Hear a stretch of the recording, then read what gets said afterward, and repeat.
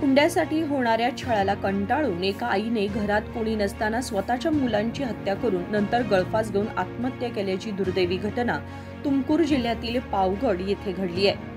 पतीच्या छळाला कंटाळून पत्नीने स्वतःच्या 2 लहान मुलांना ठार मारून नंतर आत्महत्या केली। तुमकुर जिल्ह्यातील पावगड तालुक्यातील कडपणकेरे येथे ही शोकांतिका घडली असून 2 गोंडस मुलांची हत्या केलेल्या आईने स्वतःलाही गळफास लावून घेतला।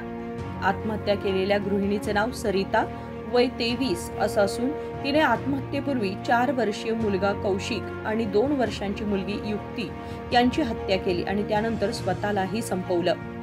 या घटनेची माहिती मिळताच पावगड पोलिसांनी घटनास्थळी धाव घेऊन पाहणी केली।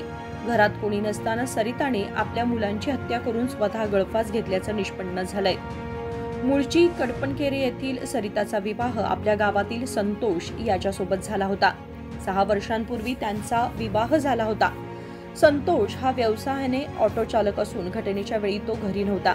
लग्नानंतर पासूनच पती आणि त्याच्या कुटुंबियांकडून सरिताला छळ दिला जात असल्याचा आरोप आहे।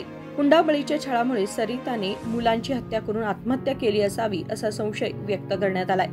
ही घटना पावगड पोलीस ठाण्याच्या हद्दीत घडली असून पोलिसांकडून पुढील तपास सुरू आहे। विनोद कोलकार, KMM मराठी, बेळगाव।